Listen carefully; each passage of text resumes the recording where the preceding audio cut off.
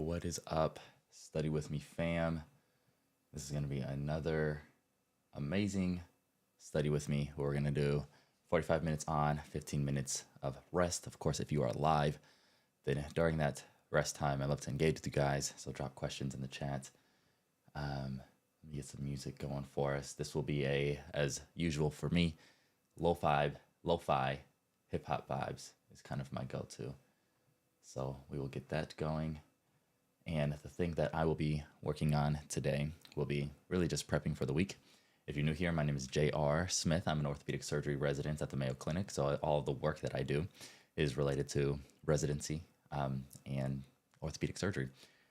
So it'll be a lot of prepping for the week, prepping for cases, prepping for clinics, studying a little bit. I'm in a sports medicine rotation, so studying for that and potentially maybe even doing a little bit of content creation for you guys as well. So let's see here.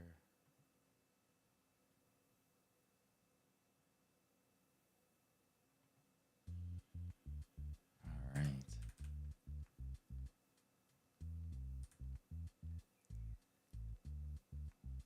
There we go. We'll get the music going. All right. So we'll do 45 minutes on, 15 minutes off again. And during the break time, one thing that is a rule on this study with me is that there is no phone. You can see my phone. It's right there. And you'll see the phone to keep myself accountable. You guys can see it because we don't use our phones during the break because that kind of negates all of the work that we just put in for those 45 minutes. So I'll talk a little bit about what I'm learning too with some dopamine stuff. I talked a little bit about it with the last live, but during the next break, I'll talk about why we want to limit that phone. So without further ado, I will get my timer here. And the timer here.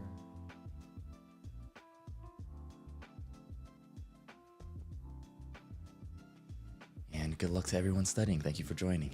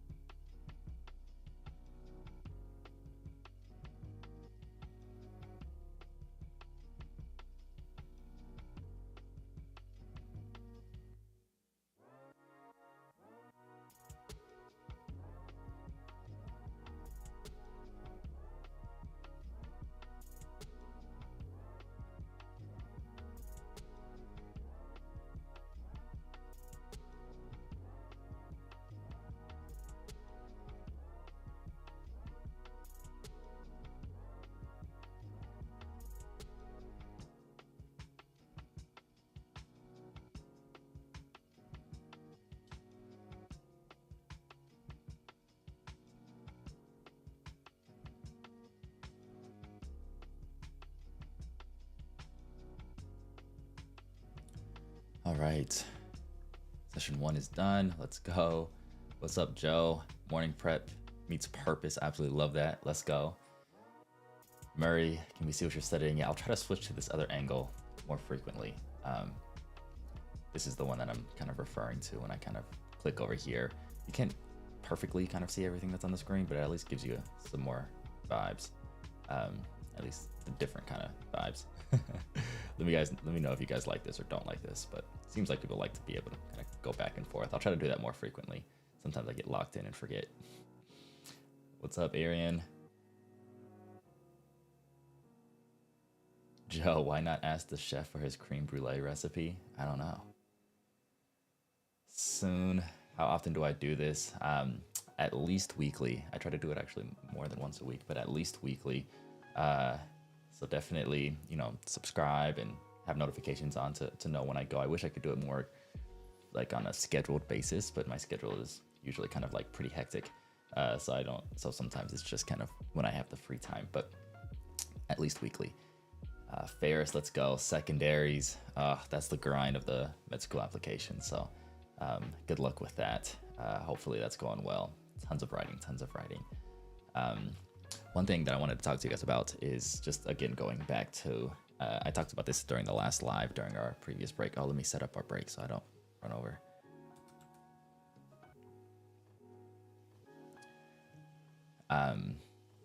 And it's basically this concept of like dopamine, and dopamine's been like a really big concept and topic of interest in the scientific field, in the neurology field, in the neuroscience field, but also just with people who are trying to stay motivated and stay, driven and focused on their work. So everyone here, everyone who's studying, working, those kind of things, it is a molecule in the brain that you want to have a good understanding of, and then know how you can optimize it to serve you well.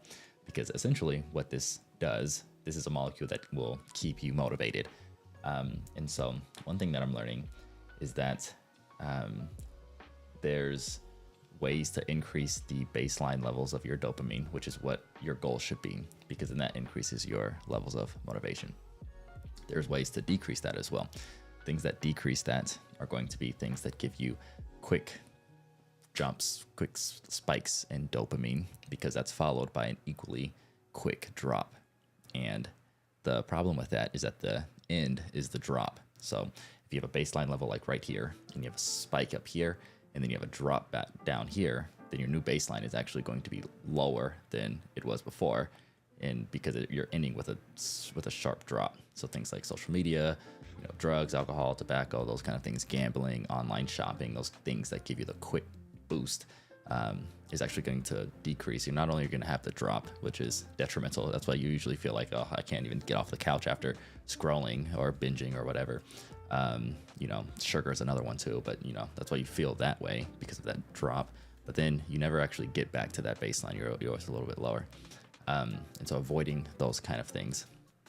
But the things that kind of give you a slow rise in dopamine, it makes it so that instead of doing this kind of thing, it kind of goes like this, and then you establish a new level, and then you can go like that. So the goal is really just kind of a slow increase in your dopamine so that you can stay consistently motivated, and you just have new baseline levels of motivation. So you're waking up and you're like, all right, let's get after it today. Long days aren't as hard, all of those kind of things. You're more driven to do these study with me sessions and just get work done because you're just always motivated. Things that help with that, exercise, it's all the things that we know that are good for you, but exercise is one, sunlight exposure is one, cold exposure is another one that kind of can help with kind of slowly increasing levels of dopamine. And then just pursuing the goals is basically what dopamine is designed for us to do. If we go back to the hunter-gatherer days, and we are, we have to have motivation to go out and hunt or gather or do those things for survival. The pursuit of doing that actually increases the desire to continue doing that. And so when you're consistently trying to achieve certain goals, that also helps with this kind of slow rise in dopamine. So making sure that you're very clear on what your goals are, what you're actually going towards, is very important. and then having a few kind of things on a daily basis that you can think of that just like slowly rise your levels of dopamine so that your new baseline can be higher. Pick one or two things, exercise and cold exposure are, pretty simple ones, taking a cold shower, for example. And obviously exercise is exercise, but let's see. Michael, what's up, man? Needed to join the sesh for motivation to get these immuno practice questions. Let's go. I was doing a few practice questions too. I'm like showing my screen too when I do practice questions. So you guys will probably see me miss a few, but I feel that have a 2-year-old and a 2-month-old starting med school in August. Oh, son, I feel you. I have a 3-year-old and 3-month-old, so very similar situation. And that's how I kind of started residency. So similar. One thing that I think is like crucial is just being able to have support in some way, whether that's a significant other, friends, family, that kind of thing. It just makes the process of a hectic schedule while outside of the home and a hectic schedule within the home more doable. And then giving yourself grace. Parenthood is a hard process and no one is perfect at it. And there's going to be times when you are less present because you're consumed with work or those kind of things, but give yourself grace. And then the last thing that I'll recommend is time blocking is huge. And so even putting on your calendar family time for 4 hours or something like that, because then you can completely turn the brain off from studying and you don't have to fall victim to this thing that all of us have experienced where we just feel bad because we're not doing something productive. If you have on your calendar rest or family time or watch TV or whatever it is, then when you're doing the thing, you're actually doing what is on your schedule. And the idea of distraction is basically just doing something that you're not intending on doing. And so if you are intending on spending time with family or intending on watching TV or resting or whatever, because it's on your schedule, then you don't have that cognitive dissonance, that pain of I should be doing something else because you're doing what you're supposed to be doing. So scheduling that is very helpful as well. What's good, Fatma? Delia, hey, thanks for the stream. How many sessions do you plan to do today? That's a great question. We'll go for at least 3 hours. That's probably, I feel like that's where I've been capping it out. So we'll see. I have a meeting here in about 4.5 hours and some other stuff that I want to do, but we'll see. I think that we'll go for 3 sessions, so 2 more, but we may do an extra one as well. So I appreciate the engagement in the chat. Of course, if you need to get up, stretch your legs, do some of these, feel free. But we'll get back going here in about 8.5 minutes or so. Oh, also, if you're just joining, keep the phone away. So my phone is over there. Don't go on the phone during the breaks. There's a lot of data on, that's how people use their Pomodoro cycles is, they go onto their phones and distract themselves as the time passes, but that actually is detrimental to the work that you just put in. So if you can manage, avoid that phone.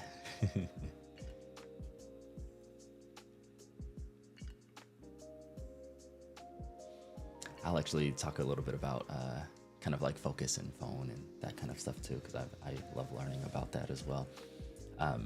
There's a concept of boredom tolerance that is very important in terms of understanding why you can or cannot focus. So, let's go, Michael, throw the phone. If you are able to tolerate boredom, you will be better able to stay focused. And our current society is so, focused on having constant input that we never really have moments of just sitting and being. And when we have those moments, we feel a very uncomfortable sensation, which is defined as boredom. And our brain is basically telling us to do something, but in reality, it doesn't need to do anything. But we don't take the time to think about, how can I interpret this sensation of boredom? We just feel it and then act on it. And that action is usually in the form of picking up your phone and clicking on social media or something else.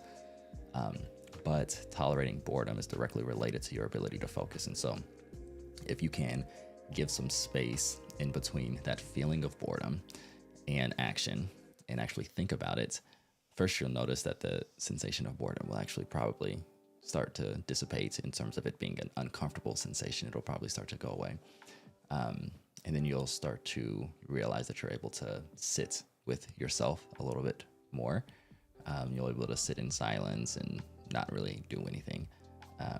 And that is a powerful state to get into. People who are able to do that consistently are the same type of people who can sit for long periods of times during tests without fatiguing, sit during lectures, and actually continue to hear, listen, absorb, and retain the material that's being presented to them. Those are the type of people, because their brains are not hardwired to be distracted, but they're hardwired to be focused.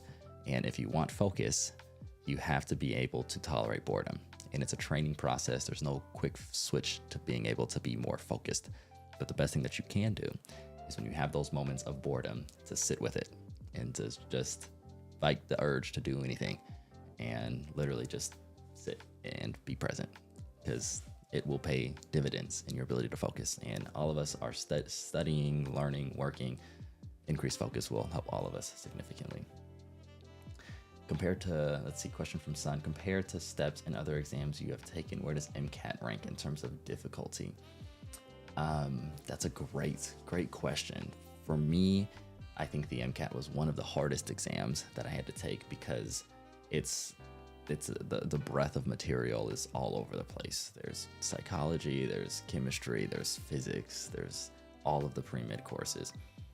And, I'll say that I wasn't as good of a student when I took the MCAT as I was taking the USMLE step exams, which are the exams that you take in medical school. And so it's a little, biased by that. But the MCAT was, I would rather go back and take step 1 or step 2 than the MCAT if I had to right now. All of them are these extremely long 7+ hour exams. But if you can figure out how to do well in the MCATs, you will be able to figure out how to do well in all your other exams too. Also, the reading portion of the MCAT, all of those kind of things are just no fun. The stuff that's clinically based, I think it gets easier because MCAT has nothing to do with medicine. Step 1 has nothing to do with clinical medicine, really. It's very basic sciencey. And then step 2 is a lot more on clinical medicine. And so those kind of things, the more zoomed out you get to actually thinking about how what you're doing is affecting a patient, the easier it was for that material to stick for me. So step 2 and step 3 for that matter, are more focused on that. So it gets better, it gets easier. But the test taking never ends if you're pursuing a career in medicine. So if you're here and you're pre-med student, residents, physician, the tests never end. You always have these very long exams. So learning how to do well with them early is only going to serve you. And you'll do well with them if you can focus.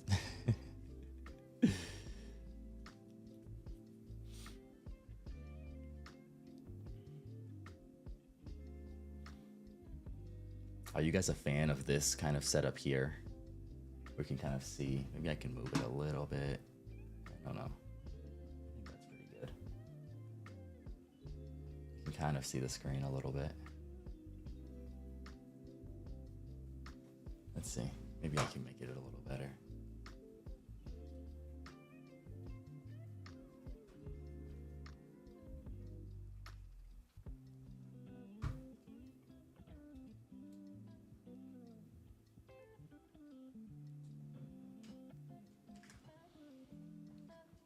I think that's a little better.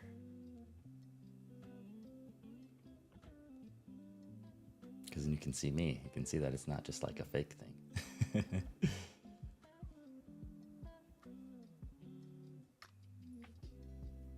I just hate having cords. These cords are painful for me to see. But I'm more, that's a me problem. Figure out how to get them hidden. Maybe run them on the ground, up the tripod or something. Let's see. Had a 2.2 GPA in high school, currently in first semester of college, trying to get into the medical career. Any tips? Yes, definitely. I think I'm pronouncing, let's see, Makshith. Um, so I was not as good of a student as I am now, early in my academic career. And I thought that it was just because wasn't built to be a good student. But there's so much science into becoming a good learner. And I think that the biggest tip, because if you're pursuing a career in medicine, the main thing that you have to develop is a kind of becoming a efficient and effective learner. That is like the one thing that will make for a good physician. Obviously, the personal characteristics of empathy and selflessness and those kind of things are very important as well. But becoming a good learner is going to allow you to do well on exams, going to allow you to effectively learn the things that you need to treat your patients. And so taking time and actually learning how to learn is one of the most effective things that you can do. There's tons of, YouTube channels and videos and stuff like that out there. That's a lot of what I put on YouTube. Learning about spaced repetition and active recall and effective study strategies and how to retain information that you're learning and all of those kind of things. I'll do my own kind of personal plug, I think, during the next break, where I will kind of share what I think is the most high yield and effective thing that piece of content I've ever put on the internet, which is this 30-day kind of course challenge where you learn all of the things that I think you need to be an effective learner. But taking some time to learn how to learn would not only help you with your academic growth, but also with your growth as a physician. So with that, we are now ready to go into our second break, or our second work session here. So I'll get that set up there.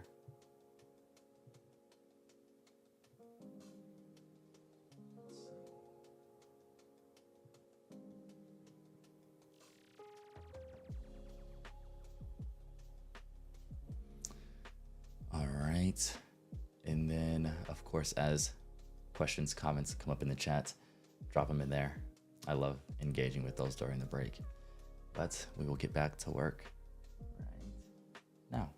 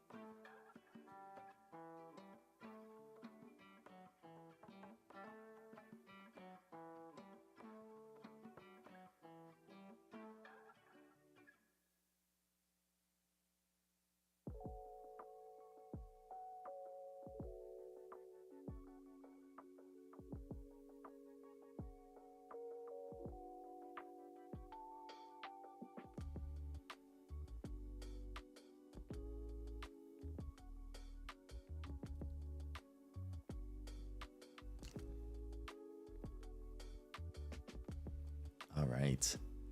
Session number 2 down. Let's go. What's up, me here? What's up, Timothy? Zara, what's up? Let's see. Med student in front of a screen all day. I feel that. So these are prescription glasses that I have here. So I'm blind and need these to see, but I don't use any other kind of like blue light glasses or anything like that. There's an interesting thing with the blue light. So like the idea that like blue light glasses are designed to prevent blue light, obviously like blocking blue light from entering your eyes.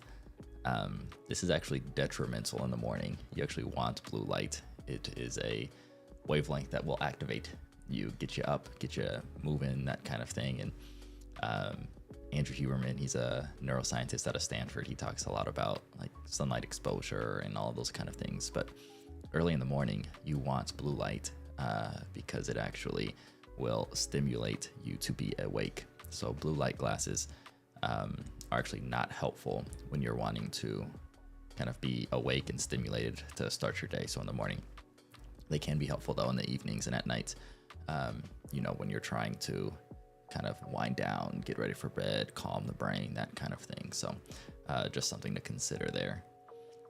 Matteo, what's up? Shout out to you from Italy studying biochem. Let's go. Let's go, determined to make it to residency in the US. Oh, you're going to do it, man. You're going to crush it.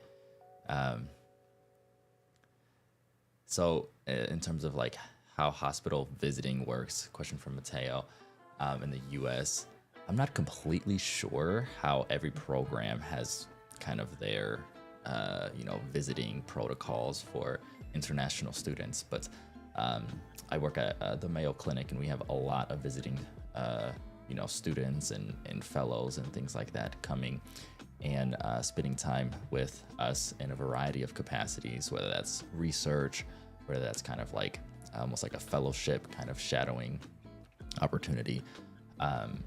I'm not actually, though, completely sure how the process works of obtaining a position like that, particularly for international students. But I know that we have, I'm sure we have a lot of information online on that if you're interested, particularly in, you know, Mayo, but I'm sure a lot of other programs have resources like that as well. Of course, with like, you know, international students, you'd have to go through, you know, the process of, you know, like the legal status of like being here temporarily and all of those kind of things.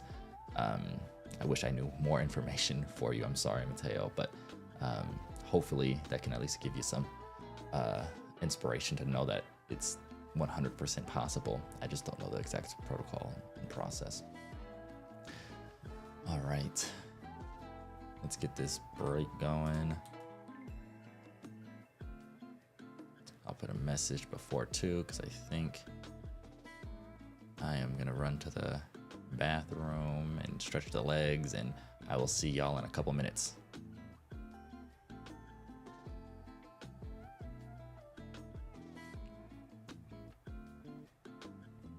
And you can see, of course, if you know the stream, phone is staying here even when I'm leaving to go to the bathroom. No phones during the break sessions, team. All right, see you guys in a bit.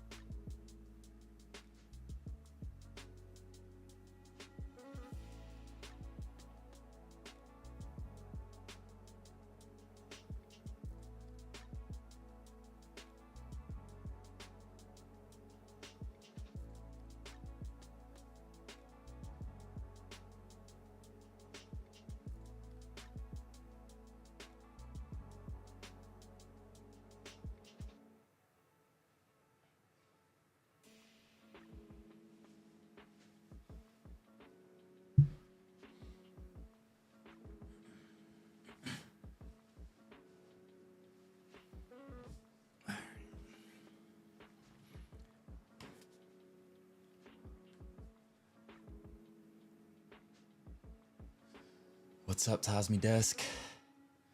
All right, one thing that I wanted to do during this break, which I'm doing more of, especially during these live streams, is a self promo.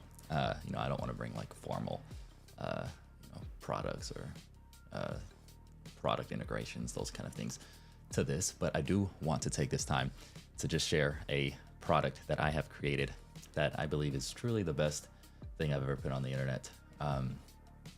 This is a course. It is called the Evolving Student Challenge. Now, this challenge is designed to be a 30-day kind of 10 to 15 minute time requirement for 30 days. And it's designed to turn you into, at least give you the things that you need to become an elite learner in 30 days. Everything from the strategies, the mindsets, and even the Notion workspace for you to be able to, I use Notion as my kind of online second brain. It's my digital workspace. So everything that you would need to become the best learner that you can. There's a link, it's on my website, evolvingmeta.com, but there's also a link in the description. I'll show you briefly kind of what, let's see here, what is, let's see, we need to go to this one.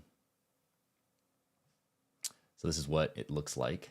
And I just want to read a few of these testimonials. So this is an undergrad student, so it's helpful for college students, of course, where they're struggling with motivation, improving study habits, aiming to excel academically. This course has invaluable guidance. This is a medical student recommending this course to anyone who wants to become more organized and build systems that will carry you to achieve everything. This undergrad student says, thanks to this challenge, I was able to find and experience the kind of student I always thought I could be.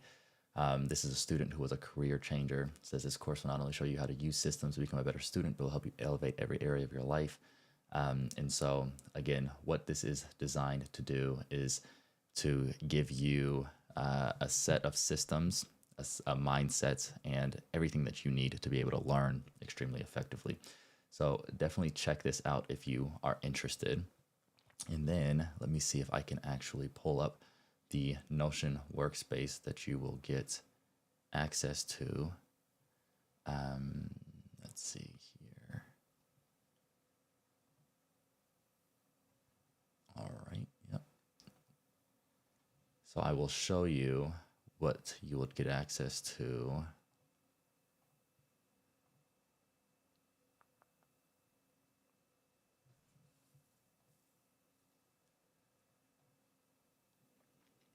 All right. So this is the Notion workspace that you would get access to. So you can see here that has kind of homework, things like that, a streak. Of course, you want to try to get this to 30 days in a row.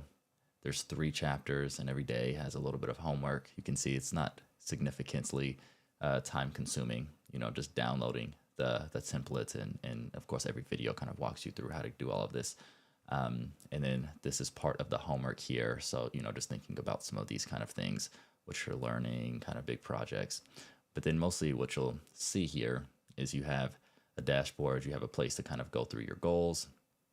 So setting up kind of an online workspace has been incredibly effective for me. And we walk through every single one of these pages throughout the course, but tracking your habits, having your projects. For me, this is like research-based, things like that. Tasks or to-do lists, place for your notes. You can have a list of kind of priorities, reminders that you want to be able to see every single day. Here's your to-do list just right here on your home page. Kind of a nice reminder, kind of quotes. You can always change these things, of course. You even have a Pomodoro cycle, built into the workspace. This kind of is something that can keep you, motivated to show you, how much time you have left during, not only the day, week, month, but also like your life, right? You plug your age and stuff into this, and knowing that you're a third of the way, done will hopefully get you motivated and kind of keep going. So this is kind of what this workspace looks like. If you have any questions or anything like that at all with the course, let me know. And I will also be offering a a specific unique discount to the people who are, in the live community. So if you are interested in that, you can go. It'll be 20% off. It's not that expensive. And there's also monthly payments and things like that. But if you just put in live, LIVE, when you check out, then you'll get 20% off too. So if you have any questions about any of that, obviously just let me know.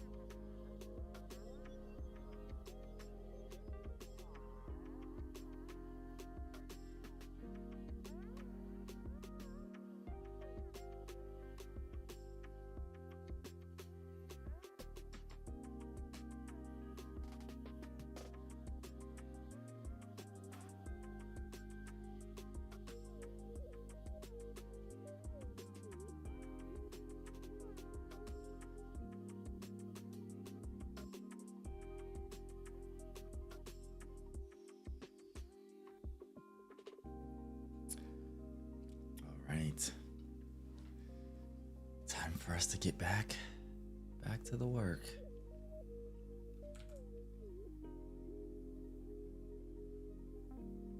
There we go.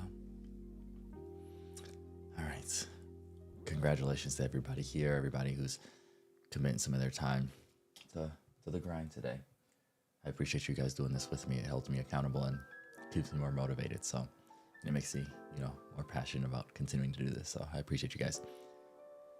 All right, let's go. Yob, dedicated for step 1, 6 weeks left. You're going to absolutely crush it. And we'll be here to study alongside of you. Keep you motivated, keep you inspired. All right, team, let's get back to it.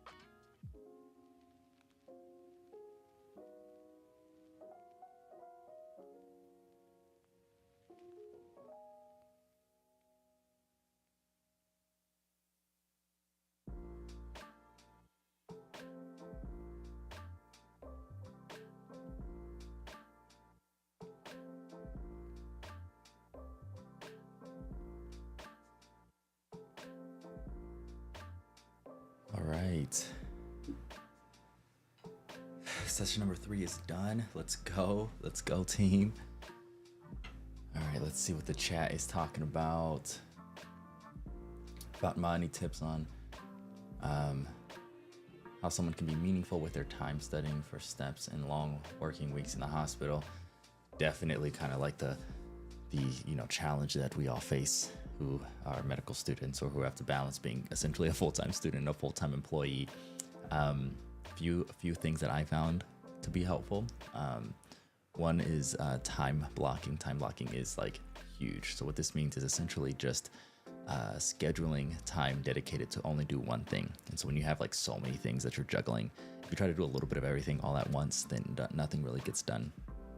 And so, for medical students working in the hospital, trying to balance studying with potentially research, with clinical responsibilities and prepping for those. And it can be very difficult. But I found that, for me, what worked was I would do my studying in the morning before the day started. And so sometimes, if it was the day was starting very early during some rotations, sometimes that didn't happen. But usually trying to get studying in from like 5 to 6 in the morning, and just having that as a block where that was my dedicated study time. That helped because the second tip I have for this is eating the frog early. And the reason why my time block in the morning helped for studying was because I never knew what the day would kind of have after I left to go to the hospital. Like I can have on my schedule that being in the hospital would only be from 7 to 4, but then something would happen, then it would be later, or, it's hard to predict once you leave the house what your day looks like. But if I've already done my studying in the morning before leaving the house, then I didn't have to feel like I still had that to do, and then have the anxiety of, the day running longer than expected, and now I'm tired, now I don't feel like studying, and then I still have to do that kind of studying. So that's kind of, what I would recommend. If you can block it off, try to be consistent with it, make it a habit, same time every day, or, every few days, or whatever your schedule allows. And then eating that frog early, which is just it comes from a book where the author basically says, if you have a frog to eat, do it first thing in the morning. If you have multiple, eat the bigger one first. And that just means, like the thing that you don't want to do, which is studying. The thing that kind of, sucks is studying. So if you can eat that frog first thing in the morning, then the rest of the day is a little lighter. What's up, Dr. Harsh Patel? So I don't stream these sessions daily, unfortunately, but I do them at least weekly. The goal is to do these at least once a week, but probably more than once a week, just depending on what my schedule allows. But shout out to you getting ready for step 2, hopefully taking it October 2nd, or the week of October 2nd. So good luck. That's, probably the most important exam for medical students, because it's the only scored exam that is used now. So good luck to you on that. Oh, I didn't even put on our time or break. We'll say that like 3 minutes have passed. How about that? So we'll make it 12. And I think I might have one more work session in me. So hopefully you guys are finding this valuable. Of course, like all of my study with me's, phone is there for you all to be able to see. Maybe you can't see it that well right there. There. And it stays there during the breaks, because getting on social media or being distracted with other things on the phone during break sessions between work negates some of the work that you just put in. So we are practicing the art of tolerating boredom. And literally right now, what I'm doing is just looking at myself talking to you guys, which can feel a little boring. And what my brain wants to do, I'll show you guys what it looks like. Literally, this is just, my screen, my email's up, but this is just my screen literally watching me look at you guys. And so part of this is a practice of tolerating boredom. And the better that you can tolerate boredom, the better that your focus will be. Those two things are linearly linked. So when you have that urge to get on your phone or do something with your time, you get into an elevator and you feel awkward, so you just pull out your phone, or you're walking down taking a walk or something and want to, make yourself busy. If you fight that and you get used to sitting in that feeling of boredom, the brain adapts very, very well. And the way that it adapts actually makes you more focused during times that you need to be, during long lectures where you need to be locked in, during long study sessions where you need to be able to maintain your focus, during long tests where you have to be able to sit down there and look at a computer screen for 8 hours and still be focused towards the end. Tolerating boredom is training you for that. Yeah, what's up? So, any advice on how exactly to schedule the time? I find myself very often planning something to be much shorter than I had planned. Let me see. Schedule. I'm assuming, I think you're probably talking about maybe like scheduling like study time um, and then it ends up being maybe shorter than you had thought. I think like the more that you try to schedule everything on on your calendar, the more you'll fine tune how long certain things take. And so ideally, you have everything from your clinical responsibilities, your study, just time to study, and even time to rest and hobbies, all of those kind of things, exercise, reading, whatever you want to actually accomplish during your day. Yeah, or much longer. I feel that for sure. That's usually how mine goes. I'll think that I'll be able to get something done in an hour, and it ends up being like 2 or something. So I feel that you have. Um, but the more that you practice the art of scheduling everything, the more that you'll be able to understand how long certain things take. And so it's really just rep based, like anything in life. If you schedule out your week and you try to schedule everything on there, from the things that you enjoy doing, the rest that you need, and the things that you have to do, um, then you'll be able to see, okay, actually, I did not, follow that schedule at all this week. Work took longer, studying took shorter, wasn't able to actually ever get around to that hobby that I wanted to do. And then the next week you try again and you make subtle adjustments based on what you learned about yourself from the previous week. And it takes, months to be able to really feel comfortable with, having confidence in the schedule that you put down during the week that you'll actually follow. And it also takes a lot of time to develop the discipline needed to actually follow the schedule, because that's usually what ends up being the limiting factor. Because if you have, study on the schedule from 3 to 5 p.m. or something like that, then when 3 p.m. comes, you actually have to do what's on the schedule. And it takes discipline to do that. And so sometimes, that studying gets pushed back, and instead of 3, now it's like 4:15, and then you only study for like 45 minutes instead of 2 hours. Not saying that that's happened to me, even though it happens to me still very frequently. But, this art of trying to kind of master your schedule, be consistent with it, and develop the discipline to actually do the things on it is an ongoing process that I clearly am still working on. But I have noticed that the more consistent that I am in trying to do what's on my calendar, the better I get with that, but also the more disciplined I get with it. And then I just basically give my life to my schedule. Whatever's on there is what I do. So yeah, just trying to schedule things, being consistent with your calendar, and just, basically doing what you're told.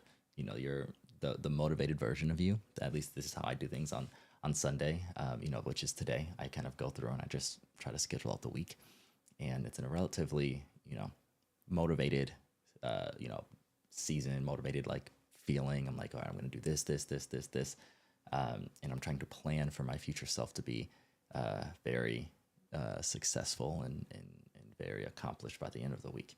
And then when my future self, experiences Thursday and I'm exhausted from, 3 days of the hospital, research, studying, OR, clinic, all these kind of things, it could be hard for me to have the same level of motivation that I had on Sunday. But if I just do what I am told, what my motivated self told me to do, then I usually am happy with myself at the end. Let's see, how I find myself often deprioritizing exercise and rest, especially now that you're approaching step 1. I feel that. How do you approach that prioritizing between catching up and staying fit and healthy? I feel that that's kind of like, huge challenge for all of us when we're so busy and you don't feel productive doing things that take care of yourself, because academics, students, professors, doctors, all these people in academia, they feel productive when they are sitting in front of a computer, studying, doing research, doing practice questions, whatever it is. But the reality is, if you tell your brain that taking care of yourself, fitness, eating healthy, all those kind of things is actually productive for your academic goals, performing well on step one in your case, then it'll be easier for you to actually accomplish those things. And the way that I would think about this is, if you are physically and mentally fit, then your efficiency with work will be a lot better. And so if you spent 30 minutes exercising, and instead of studying for 5 hours that day, it ended up just being 4.5 hours, you're going to end up doing more in that 4.5 hours than you would do in the 5 hours. The What you're doing for your brain is allowing you to be a more efficient learner and a more efficient kind of studier. And so that's how you can kind of convince yourself that what you're doing is actually effective for the main goal of getting all of that work done for step. So that's what I would recommend, because it is important, and it's true. You're not like tricking your brain about it. It's a true reality of fitness correlating with improved focus and improved discipline and all of those kind of things. That's going to make studying better for you. So that's one thing that I would do. And it doesn't have to be an everyday kind of thing, but if you just schedule, 3-4 times a week doing some type of exercise for 30 minutes, then you just follow your schedule, knowing that that 30 minutes that you're sacrificing from studying is actually being made up, and actually, improving your studying moving forward. But it's hard. I can't pretend that it's not hard. And I still struggle with it for sure. I use Peloton, which tracks my, just usually the Peloton like strength exercises. And my wife does the bike and stuff, but I just usually do the strength exercises, and it tracks, how many days, and trying to keep like my weekly streaks alive. I'm a very kind of like external motivator. Like, I respond well to those kind of things, and keeping streaks is something that I respond well to.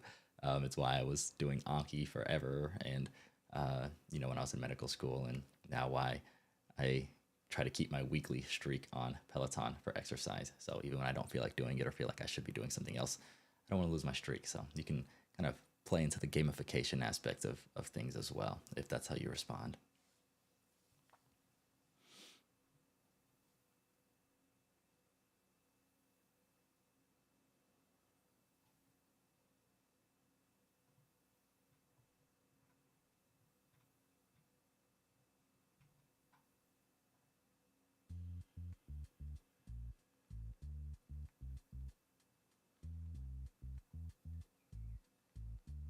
All right, I'm going to stretch for these last couple minutes here before our last session.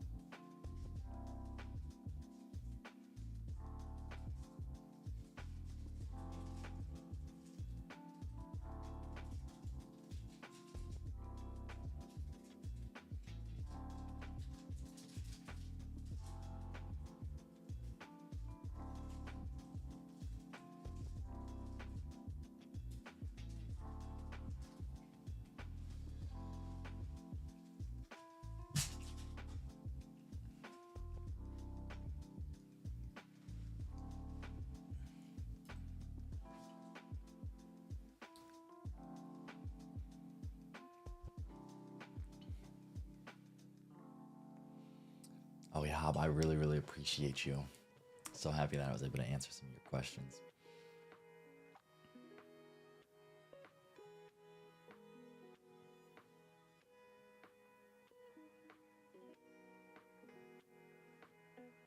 All right, we will get ready for our final work session here.